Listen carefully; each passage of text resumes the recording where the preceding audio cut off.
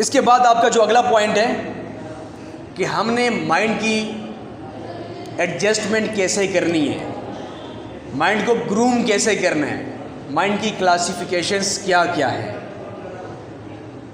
आसान लफ्ज़ों में माइंड का सॉफ्टवेयर क्या है। अब बात समझ आ गई आपको, माइंड का सॉफ्टवेयर क्या है।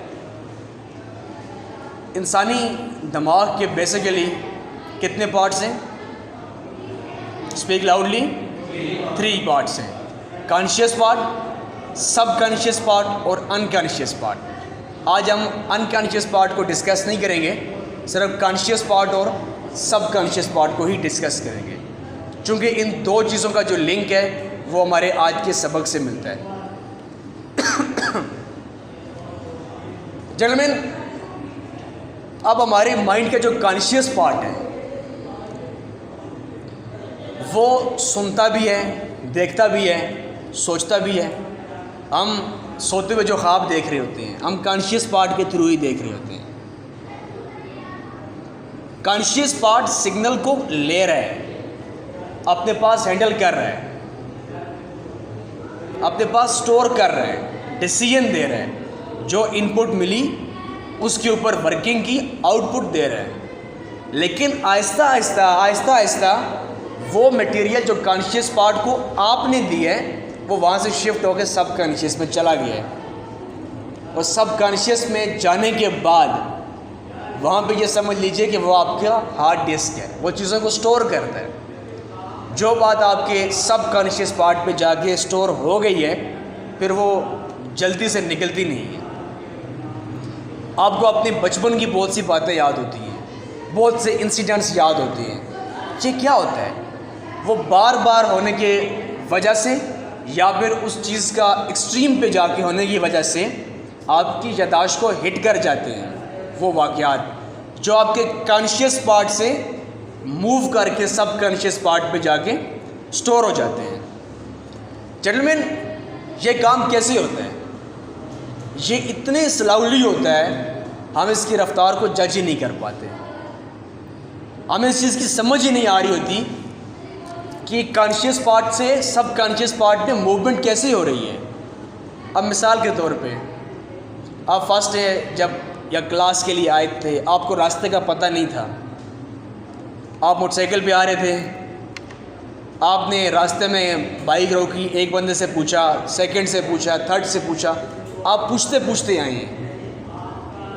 अब क्या होता है, आप यहाँ से बाहर निकलते हैं, कानों में हैंड फ्री लगाई, बाइक स्टार्ट की, अपने हॉस्टल में अपने रूम में पहुँच चुके होते हैं, आपको पता ही नहीं होता आप किस तरह से आए हैं, क्योंकि बार बार आने की वजह से वो रास्ता, वो रूट कॉन्शियस पार्ट से गुजर के सब कॉन्शियस पार्ट में जाके स्टोर हो गया है। अब इंसान चाहे मैंने ये काम नहीं करना, अनवांटेडली वो ऑटोमेटिकली हो रहा होता है, क्योंकि उसका जो असर है वो सब कॉन्शियस पार्ट पे जाके सेव हो गया है। और नफ्सियात के मुताबिक सब कॉन्शियस पार्ट आपका डिसीजन भी लेता है। डिसीजन जो आपका माइंड का पार्ट लेता है वो सब कॉन्शियस पार्ट ही है जो आपको ऑपरेट करता है। कॉन्शियस का तो असल काम चीज़ों को लेना है, रिसीव करना है, वसूली है असल काम। आपका जो ऑपरेट करना है वो तो सब कॉन्शियस पार्ट ने करना है। अब चूंकि वो रूट कॉन्शियस पार्ट से गुजरता हुआ सब कॉन्शियस पार्ट में जाकर स्टोर हो गया है, तो इसलिए अब आपको सोच समझ के रास्ते में जाने की ज़रूरत पेश नहीं आती। वो चीज़ें आपके सब कॉन्शियस पार्ट में सेव होने की वजह से आप ऑटोमेटिकली ऑपरेट कर रहे हैं। जेंटलमैन, यही मसला होता है जब हम बार बार एक चीज़ पे फोकस करते हैं, ये मुश्किल है, ये मुश्किल है, ये मुश्किल है, ये नहीं कर सकता, तो वो कॉन्शियस पार्ट से जाके सब कॉन्शियस पार्ट में सेव हो जाती है। तो जब हम वो काम कर रहे होते हैं तो पहली थॉट क्या आती है? ये मुश्किल है, मैं नहीं कर सकता, और यहीं से नुकसान होना शुरू हो जाता है। अब मिसाल के तौर पे अगर हम इस माइंड को भी यूज़ करने लग जाएंगे कि मैंने इसे ऑर्डर दे के ही ऑपरेट करना है, मैंने इससे काम निकलवाना है, बिकॉज माइंड मेरा ग़ुलाम है, मैं इसका बादशाह हूँ, तो आहिस्ता आहिस्ता आपका माइंड इस काम पे आ जाएगा, फिक्स हो जाएगा। मिसाल के तौर पे आपके अंदर डिसिप्लिन नहीं है, अगर आप 5 दिन 7 दिन 10 दिन उस काम को करेंगे एज अ हैबिट, उसके बाद क्या होगा, वो काम आप नेचुरली बिहेव कर रहे होंगे। जब आप अपने माइंड को ऑर्डर देना शुरू कर लेंगे, all is well, I can, I will, इस माइंड को वो ना बताओ कि मैं क्या हूँ, इससे वो बताओ कि मेरी ख्वाहिश क्या है, मेरा ड्रीम क्या है, मेरा फ्यूचर क्या है, मेरा गोल क्या है, मेरा एम्बिशन क्या है, इसको ये बताओ। डेफिनेटली आप सबका गोल एम्बिशन हाई लेवल का होगा, कुछ अच्छा सोचा होगा आपने। I want to do some good in my life, I want to achieve this this and this. वो सब क्या है, अचीवमेंट की बात हो रही है ना, कुछ अच्छा करने की बात हो रही है। जब आप माइंड को बताओगे कि मैं ये करना चाहता हूँ, इस पे जो वर्ड है वांट, उसको स्किप करें। बाकी पॉइंट क्या है, एक मुस्बत पॉइंट है ना कि ये मेरा ड्रीम है, ये मेरा गोल है। कॉन्शियस पार्ट ने उसको शिफ्ट किया सबकॉन्शियस पार्ट में। डेफिनेटली सिग्नल कौन से आएंगे, जो आप बनना चाह रहे हैं। अब मिसाल के तौर पे आप में से बहुत से लोगों ने इस चीज़ का शौक़ होगा कि मैंने घुड़सवारी करनी है। आप में से कितने लोगों ने की हुई है? जब आप फर्स्ट टाइम जाके बैठते हैं घोड़े के ऊपर, फर्स्ट टाइम लाइफ में, ज़रा मुझे बताओ तब आप घोड़े को चला रहे होते हैं या घोड़ा आपको चला रहा होता है? घोड़ा आपको चला रहा होता है, क्योंकि आपको आइडिया नहीं होता कि मैंने कैसे अपने आप को सरवाइव करना है, मैंने स्टेबल कैसे करना है, इमोशंस को भी और अपनी बॉडी को भी। अब मिसाल के तौर पे आप सीख गए हैं, आप घोड़े पे जा रहे हैं बैठे हुए, पूरी आपकी अट्रैक्शन फासले के ऊपर है, रास्ते के ऊपर है, घोड़ा फुल स्पीड में जा रहा है। आप देखते हैं आगे रास्ता ख़राब है, वो रूट ख़राब है, आप फट से घोड़े को बोलते हैं जंप, आप उसकी रस्सी को खींचते हैं, घोड़ा जंप करेगा, आप आगे चले जाएंगे। आगे रास्ता साफ़ है, अगेन घोड़ा जा रहा है जा रहा है जा रहा है, आप ऊपर बैठे हुए हैं, बट आप घोड़े को चला रहे हैं, घोड़े को रास्ते का नहीं पता। सेकंड पॉइंट पे फिर जंप आया, आपने फोर्सफुली बोला जंप, घोड़े ने जंप किया, आगे चला गया। अगेन थोड़ी देर बाद 2 मिनट 5 मिनट बाद अगेन जंप आया, आपने फिर बोला जंप, घोड़ा जंप करके आगे चला गया। 4 घंटे 5 घंटे का डिस्टेंस था, आप बैठे बैठे थकावट का शिकार हुए, नींद आ रही है, घोड़ा जा रहा है। जेंटलमैन, जब नेक्स्ट टाइम जंप आएगा क्या आपको बोलना पड़ेगा? नहीं, बिकॉज कॉन्शियस पार्ट से गुजरता हुआ जुमला जंप सब कॉन्शियस में जाके स्टोर हो गया है। अब वो घोड़ा ऑटोमेटिकली जंप करेगा, आपको बोलने की ज़रूरत नहीं पड़ेगी। मैं यही आपको बात समझाना चाह रहा हूँ। जब आप अपनी अच्छी हैबिट्स बना लेंगे और आप उस काम को जब अगेन एंड अगेन करेंगे, तो फिर क्या होगा, आप नेचुरली बिहेव कर रहे होंगे, आपको सोच समझ के करने की ज़रूरत पेश नहीं आएगी। क्यों? वो पॉइंट, वो बातें जाके आपके सबकॉन्शियस पार्ट में स्टोर हो गई है। अब आप नेचुरली बिहेव कर रहे हैं, और बिलीव इट, नेचुरली जो बिहेव होता है ये हमेशा मुस्बत बिहेव होता है, क्योंकि इसमें इधर उधर के अवामल शामिल नहीं होते। इसमें मनफी असरात के जो इक्विपमेंट्स हैं या जो रिसोर्सेज हैं वो किसी भी कंडीशन में शामिल नहीं होते, क्योंकि वो डिसीजन आपका होता है। आपने जो ऑर्डर्स दिए होते हैं, जो इनपुट दी होती है, वो उसका आउटपुट होता है। जो आपने गिव किया होता है वो आप हासिल कर रहे होते हैं। बात समझ आपको आ रही है? तो लिहाजा आपने इस माइंड को जो भी देना है, जो भी इनपुट करनी है, इस चीज़ को देख के करनी है कि मुझे मिलना क्या है, मुझे इस चीज़ से मिलना क्या है। अब आप एक छोटा सा एक्सपेरिमेंट करें, अपने दाएं हाथ की शहादत वाली जो फिंगर है, इसको उठा के अपने सर पे लगाएं। एवरीबॉडी मेरे साथ 5 बार बोलें कि मेरे सर में दर्द है और बहुत सख्त दर्द है। बोलें, मेरे सर में दर्द और बहुत सख्त दर्द। फोकस करें इसके ऊपर 5 टाइम्स।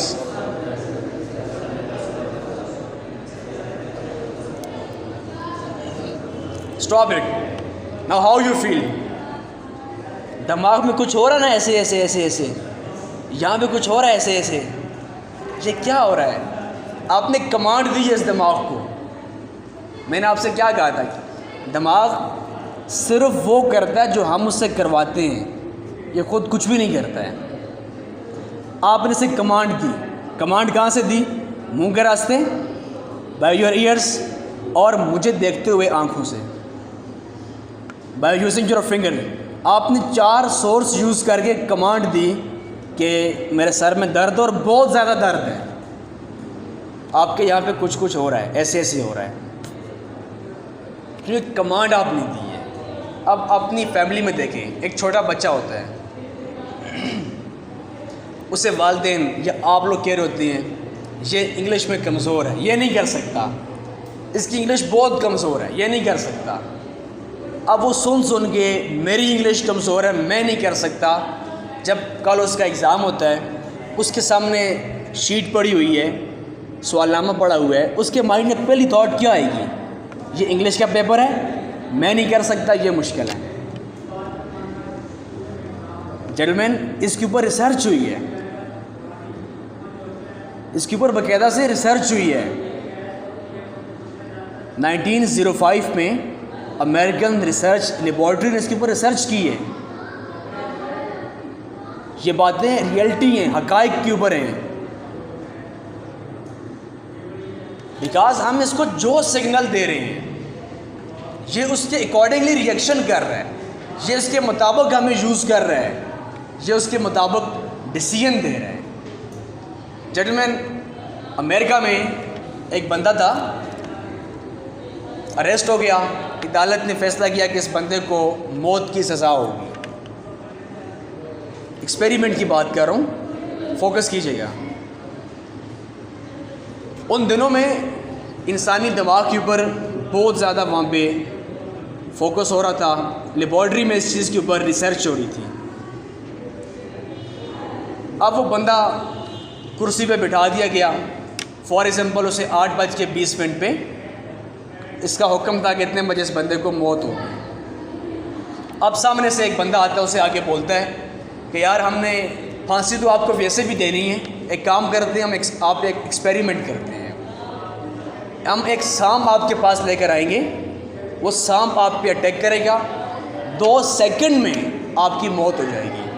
अब आपको पता है जब हम आपको हैंग करेंगे, हड्डी टूटेगी, 4-5 मिनट आपको ज़्यादा इसका असर होगा, यूँ आपकी सेकंड्स में डेथ हो जाएगी। उसने बोला यार मरना तो वैसे भी है, जैसे मर्ज़ी मार लो, उससे क्या इशू था। अब फिक्स हो चुका टाइम उसकी मौत का। एक बंदा सामने से आ रहा है, हाथ में सांप लिए हुए, उसके पास आता है 1 फुट के फासले पे। अगला बंदा उसकी आंखों के ऊपर कोई चीज़ लपेट देता है ताकि उसको नज़र ना आए। वो सांप वाला बंदा साइड पे होता है और वहाँ से निकल जाता है। एक और बंदा तो उसके हाथ में सुई होती है, सुई पता है ना, वो जो हमारी औरतें यूज़ करती हैं यार, वो सुई ला के उस बंदे के बाजू में इंटर करते हैं, चबो देते हैं। ठीक 5 सेकंड बाद बंदा मर जाता है। जब उसके माइंड को देखा जाता है, उसके अंदर सांप का जहर होता है। क्या आप इस बात पे बिलीव करते हैं? उसने सोच के मुझे सांप काटेगा मैं मर जाऊंगा, मुझे सांप काटेगा मैं मर जाऊंगा, उसकी सांप के जहर से ही डेथ होती है। उस दिन मैं अखबार में पढ़ रहा था, एक अपना इंसिडेंट है, हमारे कंट्री का ही। एक खातून ने कोई चीज़ वगैरह अपने फैमिली के लिए ना कोई चीज़ वगैरह उस औरत ने बनाई, फॉर एग्ज़ाम्पल चिकन फ्राई किया, बिरयानी बनाई, समथिंग जो भी था, उसमें सांप गिर गया। अब वो खातून की जो थी ना, उस घर में कुछ अरसा हुआ था सास से नहीं बनती थी। अब उसने सास के डर से सांप निकाल के फेंक दिया और किसी को भी ना बोला कि इसमें सांप गिरा है। होता है ना ये मुआशरे में, अगर घर में पता लग गया तो आपने इतने किलो चावल ज़ाया कर दिए, आप बातें सुननी पड़ेंगी, आपको सही पता होगा। अब जब सारे उस चीज़ को खा रहे हैं, वाह वाह वाह क्या डिश तैयार हुई है, किसी को कोई पता नहीं कि इसमें सांप का जहर है, सब खा गए हैं, उस खातून ने खुद नहीं खाई। अब आगे 4 माह हो गए हैं, 5 माह हो गए हैं, 6 माह हो गए, सब ने फरमाइश की कि यार उस दिन जो आपने डिश पकाई थी आज फिर वो डिश पकाएं, उसका टेस्ट हमें आज तक नहीं भूला। अब वो बेचारी क्या बोलती, उसमें कौन सा ख़ास किस्म का मसाला था। उसने बोला चले मैं वो बना लूँगी, इसके लिए मुझे अदरक ला के दो, पुदीना फ़लाँ फ़लाँ फ़लाँ। दोबारा बनाई तो फिर ना बना वो चीज़। अब फैमिली ने इसके ऊपर इंसिस्ट शुरू कर दी, हमें बताओ ही बताओ उस दिन आपने क्या ख़ास चीज़ उसमें डाली थी कि इसका टेस्ट बहुत आला था। उसने बता दिया। बताने के फ़ौरन बाद घर के 2 बंदे बेहोश हो गए कि हमने इतना अर्सा पहले जहर खाया था और हमें उसका असर हो रहा है, आहिस्ता आहिस्ता हो रहा है। और बिलीव इट, एक बंदे की हॉस्पिटल में जाके डेथ हो गई है। चूँकि उसने सोचा हुआ था कि मैंने शाम का जहर खा लिया है, अब ये मेरी रगों में मौजूद है, ये मेरे खून में मौजूद है, अब मैं इससे मर जाऊंगा, मुझे नुकसान होगा। तो फिर क्या हुआ, ये बातें कॉन्शियस पार्ट से गुजर के सबकॉन्शियस पार्ट में गई। सिग्नल कौन से आए, नेगेटिव, जहर आया है, आपकी बॉडी में जहर चला गया है, आप नहीं बच सकते, सरवाइव नहीं कर सकते। तो फाइनल क्या हुआ, वो बंदा मर गया। चलो इन सारी बातों का हल क्या है? इन सब बातों का निचोड़ ये है कि हमने इस माइंड को ऑपरेट करना है और मुस्बत पॉइंट देके नेगेटिविटी से हमने अपने आप को बचाना है। हमने इसको हमेशा से मुस्बत पॉइंट देने हैं ताकि ये आगे चल के जब भी हमें कोई डिसीजन दे हमें उस टाइम कोई इशू ना हो। आप लोग बात समझ रहे हैं? हमेशा इस माइंड को मुस्बत पॉइंट देना है, मुस्बत बात सुननी है, मुस्बत बात बोलनी है और एक चीज़ के पीछे नहीं लग जाना कि ये मुश्किल है, ये नहीं कर सकता, क्योंकि फिर वो बातें जाके जब सबकॉन्शियस पार्ट में सेव हो जाएंगी फिर सिग्नल उस किस्म के हमें मिलेंगे।